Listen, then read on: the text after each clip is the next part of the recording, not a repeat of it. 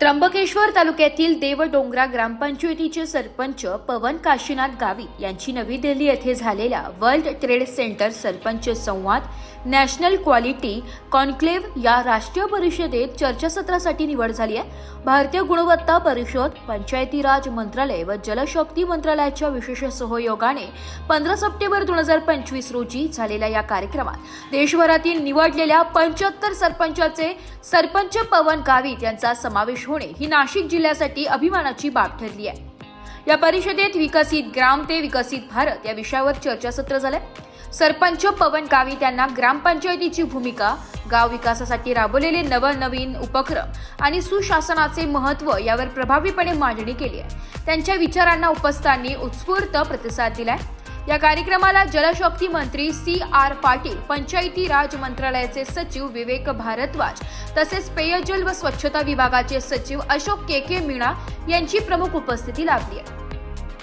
त्र्यंबकेश्वर तालुक्यातील देवडोंगरा ग्रामपंचायतीने अवघ्या 6 महिन्यात जलजीवन मिशन पूर्ण करून तालुक्यात आदर्श घालून दिलाय।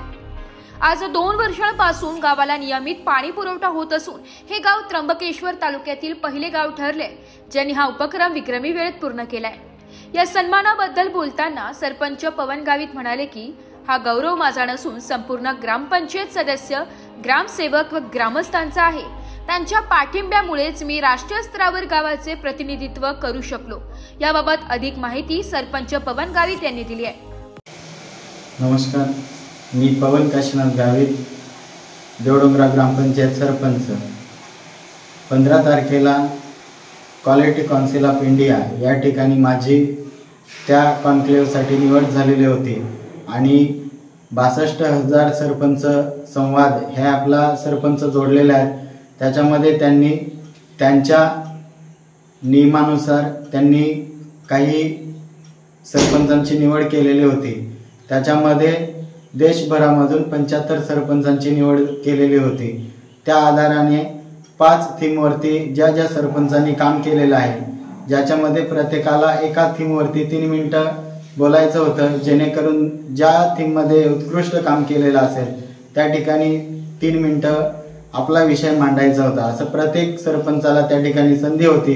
त्यामध्ये देशभरातून 75 सरपंच आलेले होते आणि माझ्या ग्रामपंचायतीसाठी, माझ्या नाशिक जिल्ह्यासाठी ही अभिमानाची बाब आहे की नाशिकमधून आम्ही 2 सरपंचांनी सहभाग घेतलेला होता। त्यामध्ये गंगावरा ग्रामपंचायतचे सरपंचही उपस्थित होते आणि अतिशय सुंदर म्हणजे त्या ठिकाणी आम्हाला आमच्या ग्रामपंचायतीविषयी माहिती ही देशभर देता आली आणि त्याच्यामध्ये माननीय पंचायत राज विभागाचे सचिव उपस्थित होते। त्यानंतर जलशक्ती मंत्रालयाचे सचिव त्या ठिकाणी उपस्थित होते आणि आपल्या देशाचे केंद्रीय मंत्री CR पाटील, जलशक्ती मंत्रालय हेही त्या ठिकाणी उपस्थित होते आणि त्याचबरोबर जगशयजी Shah, Quality Council of India याचे चेअरमन त्या ठिकाणी उपस्थित होते।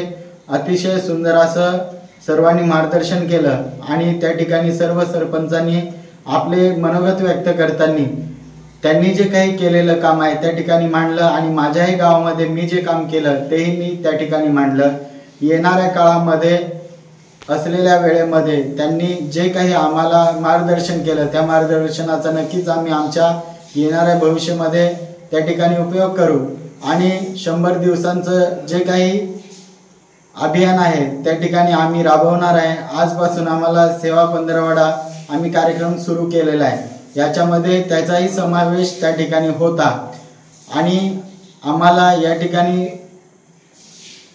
असं सांगू इच्छितो की क्वालिटी काउन्सिल ऑफ इंडिया या ठिकाणी आमची निवड केल्याबद्दल त्यांचे मनापासून धन्यवाद आणि पूर्ण भारतभर माझ्या ग्रामपंचायतचं नाव पोचवलं आणि त्या ठिकाणी माझं म्हणणं मांडायला संधी दिली त्याबद्दल क्वालिटी काउन्सिल ऑफ इंडियाचे मनपूर्वक धन्यवाद।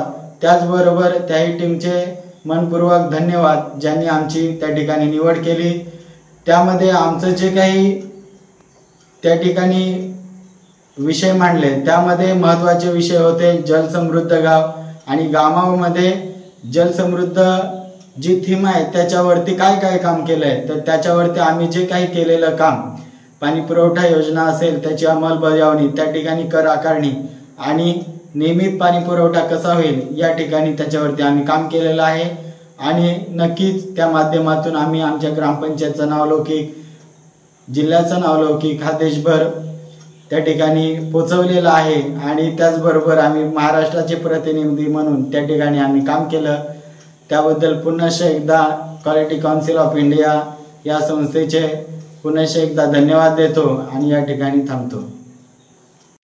ब्युरो रिपोर्ट, नाशिक लोकशाही न्यूज, नाशिक।